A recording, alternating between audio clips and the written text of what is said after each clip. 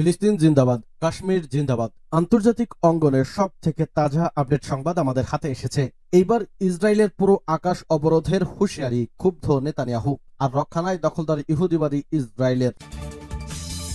এরপর জানাবো, এইবার খেপেছে মুসলিম অন্যতম শক্তিধর দেশ তুরস্ক। সিরিয়ার আকাশে মুখোমুখি ইসরায়েল তুরস্কের যুদ্ধ বিমান। এদিকে কাশ্মীর সীমান্তে ব্ল্যাক আউট মহড়া চালালো ভারতের হিন্দুত্ববাদী নরেন্দ্র মোদী সরকারের বাহিনী। এরপর জানাবো, পাকিস্তানের যে হাতিয়ার ভারতীয় জেনারেলদের ঘুম কেড়ে নিয়েছে। এদিকে ইয়েমেনের হাতে আমেরিকান FA-18 বিধ্বস্ত, ওয়াশিংটনের মিডিয়ায় গোপনীয়তা উন্মোচিত। এবং সর্বশেষ জানিয়ে দেব, এবার চেনাব নদীর পানি প্রবাহ বন্ধ করে দিল ভারত। এতে আরো যুদ্ধ তুঙ্গে উঠবে পাকিস্তানের সাথে। এতক্ষণ শুনছিলেন সংবাদ শিরোনাম, এখন বিস্তারিত। অনুরোধ থাকবে ভিডিওটিতে একটি লাইক দিন, কমেন্টস করে জানিয়ে দিন আপনি কোন জেলা থেকে বা কোথা থেকে এই সংবাদটি শুনছেন। ভিডিওটি শেয়ার করে দিন আপনার ফেসবুক সোশ্যাল মিডিয়ায়। ভিউয়ার্স, আজকে সংবাদের সব থেকে গুরুত্বপূর্ণ বিষয় হচ্ছে, ইসরায়েলের জন্য পুরো পৃথিবীকে নরক বানিয়ে দেওয়া হচ্ছে। আর এই ইসরায়েলকে মার্কিন যুক্তরাষ্ট্র সহ ইউরোপীয় কোনো দেশ আর রক্ষা করতে পারবে না। ইনশাআল্লাহ অচিরেই ফিলিস্তিন একটি স্বাধীন মুসলিম রাষ্ট্র হিসেবে স্বীকৃতি পাবে। এতে আপনি কি আনন্দিত? তাহলে এই ভিডিওটিতে আপনার মতামত লিখে জানান।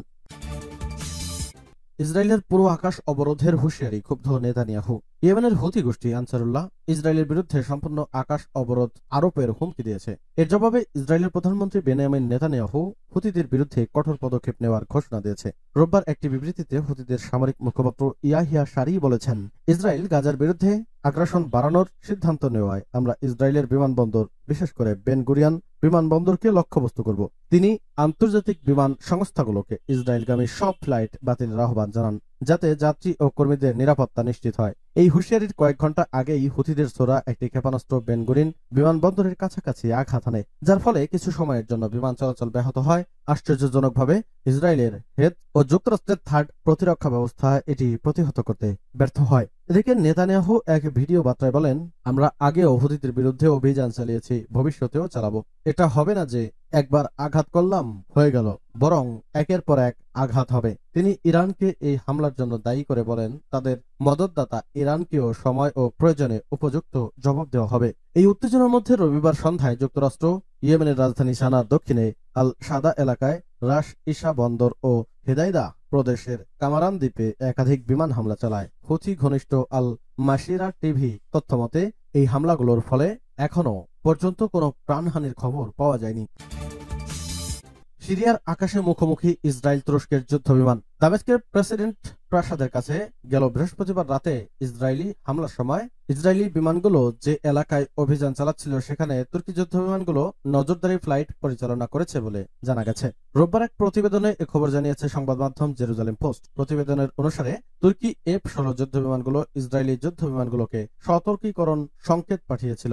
উভয় পক্ষের মধ্যে একটি সংক্ষিপ্ত রেডিও যোগাযোগও স্থাপন হয়, যার ফলে তারা সংঘর্ষ এড়াতে সক্ষম হয়। তুর্কি ওয়েবসাইট সোজকু এর বরাত দিয়ে সংবাদ মাধ্যম N12 জানিয়েছে, ব্যাপক ইসরায়েলি হামলার সময় তুর্কি যুদ্ধ বিমান সিরিয়ার আকাশ সীমায় প্রবেশ করে এবং ইসরায়েলি বিমানগুলোকে সতর্কীকরণ বার্তা পাঠায়। জানা গেছে, ইসরায়েলি যুদ্ধ বিমান থেকে তুরস্কের সাথে সম্পর্কিত বাহিনীকে লক্ষ্য করে হামলা চালানো হয়েছিল। N12 বলছে, একাধিক স্থান লক্ষ্য করে হামলা চালিয়েছিল ইসরায়েল, যার মধ্যে তুর্কিপন্থী সিরিয়ান একটি গোষ্ঠী রয়েছে, যারা তুরস্ক থেকে অস্ত্র রসদ এবং প্রশিক্ষণ নেয় বলে জানা গেছে। কাশ্মীর সীমান্তে ব্ল্যাক আউট মহড়া চালালো ভারত। চলমান উত্তপ্ত পরিস্থিতির মধ্যেই কাশ্মীর সীমান্তে ব্ল্যাক আউট মহড়া চালিয়েছে ভারত। এছাড়া পাকিস্তানে চেনাব নদীর পানির প্রবাহ থামিয়ে দিয়েছে নয়াদিল্লি। জানা গেছে, এমন পরিস্থিতিতে জাতিসংঘ নিরাপত্তা পরিষদের দ্বারস্থ হচ্ছে ইসলামাবাদ। উত্তেজনা বাড়ছে ভারত ও পাকিস্তানের মধ্যে। দেশ দুটির পাল্টাপাল্টি নানান পদক্ষেপে ক্রমেই জটিল হচ্ছে পরিস্থিতি। রোববার রাতে পাঞ্জাবের ফিরোজপুর সেনানিবাসে আধা ঘন্টার জন্য ব্ল্যাক আউট মহড়া চালিয়েছে ভারতীয় সেনাবাহিনী। এ সময় বাসিন্দাদের সতর্ক করে আলো নিভিয়ে রাখতে বলা হয় পুরো এলাকা।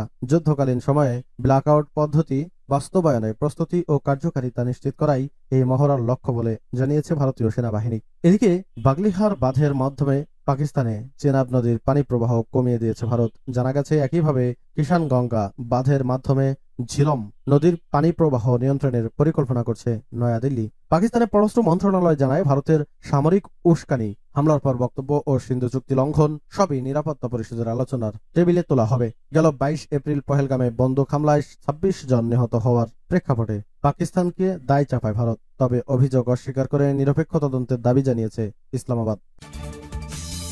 পাকিস্তানের যে হাতিয়ার ভারতীয় জেনারেলদের ঘুম কেড়ে নিয়েছে, কিভাবে পেহেলগাম হামলার বদলা নেবে নয়াদিল্লি, ব্যাপারটা নরেন্দ্র মোদী প্রশাসনের মান সম্মানের জন্য বড় প্রশ্ন হয়ে দাঁড়িয়েছে। এ নিয়ে চলছে জল্পনা কল্পনা। সেই প্রত্যাঘাতকে কেন্দ্র করেই ভারত ও পাকিস্তান পুরোদস্তর যুদ্ধে জড়াবে নাকি বেছে নেবে বিকল্প কোনো পথ, এই প্রশ্নের আপাতত কোনো উত্তর নেই। তবে পাকিস্তানের একটি অস্ত্র ভারতীয় বিমান বাহিনীর ঘুম কেড়ে নেওয়ার জোগাড় করেছে। পাকিস্তানের বিমান বাহিনীর ওই বিশেষ অস্ত্রটি হল airborne warning and control system বা এওয়াক্স। এটি প্রকৃতপক্ষে বিমানের পিঠে বসানো অত্যাধুনিক উড়ন্ত রাডার। ইসলামাবাদের হাতে এই ধরনের মোট 11টি বিমান রয়েছে। মাঝ আকাশে ডগফাইট এর সময় এগুলোর সাহায্যে ভারতীয় জেটকে বিপথে চালিত করতে পারে পাকিস্তানের বিমান বাহিনী। তাই একে রাওয়ালপিন্ডির সেনা কর্মকর্তাদের আস্তিনের লোকানো সাপই বলছে ভারতীয় গণমাধ্যম। এই এওয়াক্স বিমানগুলোকে মাঝ আকাশে কমান্ড সেন্টার হিসেবে ব্যবহার করে পাকিস্তান বিমান বাহিনী। সেগুলোতে রয়েছে অতি শক্তিশালী সুইডিশ এয়ার রেডার। প্রতিরক্ষা বিশ্লেষকেরা এওয়াক্স বিমানগুলিকে ইসলামাবাদের চোখ ও কান বলে উল্লেখ করেছেন। এগুলোর জন্য সীমান্তে পাকিস্তানের নজরদারির ক্ষমতা কয়েক গুণ বৃদ্ধি পেয়েছে। ভারতীয় বিমান বাহিনীর অবসরপ্রাপ্ত অফিসারেরা মনে করেন এওয়াক্স বহরের জন্যই কিছুটা হলেও এগিয়ে আছে পাকিস্তানের বিমান বাহিনী। এগুলোর নজর এড়িয়ে পাকিস্তানে বিমান হানা চালানো বেশ কঠিন বিষয়। তাই ভারতের যুদ্ধ বিমান ইসলামাবাদের আকাশ সীমায় ঢুকলেই এওয়াক্সের মাধ্যমে সেগুলোকে চিহ্নিত করতে পারবেন রাওয়ালপিন্ডির সেনা কর্মকর্তারা। শুধু তাই নয়, ভারতীয় যুদ্ধ বিমান থেকে ছোড়া ক্ষেপণাস্ত্রকে চিনিয়ে দিতে পারে ওই উড়ন্ত রাডার। বিশ্লেষকদের দাবি, ক্ষেপণাস্ত্র চিহ্নিত হয়ে গেলে মাঝ আকাশে তা ধ্বংস করার সুযোগ পেয়ে যাবে পাকিস্তান সেনাবাহিনী, কারণ তাদের হাতে রয়েছে বেশ কয়েক ধরনের আকাশ প্রতিরক্ষা ব্যবস্থা বা এয়ার ডিফেন্স সিস্টেম। আর তাই পহেলগামে বদলার অপারেশন শুরুর আগে ইসলামাবাদের এওয়াক্স বিমানের বহর ধ্বংসের পরামর্শ দিয়েছে সাবেক ভারতীয় সেনা কর্মকর্তারা। ইয়েমেনের হাতে আমেরিকান FA-18 বিধ্বস্ত, ওয়াশিংটনের মিডিয়া গোপনীয়তা উন্মোচিত। সামাজিক মাধ্যম এক্স এর ব্যবহারকারীরা লোহিত সাগরে আমেরিকার অত্যাধুনিক FA-18 যুদ্ধবিমান ধ্বংসের ঘটনাকে ইয়েমেনের একটি কৌশলগত সাফল্য এবং আমেরিকার সামরিক ও মিডিয়ার ব্যর্থতার লক্ষ্য হিসেবে অভিহিত করেছে। মার্কিন নৌবাহিনী সোমবার জানিয়েছে USS হ্যারি এস ট্রুম্যান থেকে দেশটির নৌবাহিনীর একটি FA-18 সুপার হর্নেট যুদ্ধবিমান সাগরে পড়ে ডুবে গেছে। এ ঘটনায় একজন নাবিক সামান্য আহত হয়েছে জানিয়েছে। রণতরীর যুদ্ধবিমান রাখার স্থানে FA-18 বিমানটি টেনে নেওয়া হচ্ছিল। এ সময় ক্রু যুদ্ধবিমানটির নিয়ন্ত্রণ হারিয়ে ফেলেন। এতে যুদ্ধবিমান ও সেটিকে টেনে নেওয়ার কাজে ব্যবহৃত ট্রাক্টর দুটি সাগরে পড়ে যায়। এবার চেনাব নদীর পানি প্রবাহ বন্ধ করে দিল ভারত। কাশ্মীর ইস্যুতে প্রতিবেশী দুই দেশের মধ্যে উত্তেজনা ক্রমেই বেড়েই চলছে। এমন প্রেক্ষাপটে ভারত শনিবার বাগলিহার বাঁধ থেকে পাকিস্তানে পানি প্রবাহ বন্ধ করে দিয়েছে বলে জানিয়েছে ভারতের স্থানীয় গণমাধ্যম। সূত্রের বরাতে জানা গেছে, চেনাব নদীর উপর নির্মিত বাগলিহার বাঁধে ভারতের ওই পদক্ষেপের পাশাপাশি কিষান গঙ্গা বাঁধেও, যেটি ঝিলাম নদীর উপর, একই ধরনের পদক্ষেপ নেওয়ার পরিকল্পনা করেছে দিল্লি। জম্মুর রামবানে অবস্থিত বাগলিহার বাঁধ এবং উত্তর কাশ্মীরে অবস্থিত কিষান গঙ্গা বাঁধ, এই দুটি জলবিদ্যুৎ প্রকল্প ভারতের জন্য পানির প্রবাহের সময় নিয়ন্ত্রণ করার সুযোগ তৈরি করে দেয়।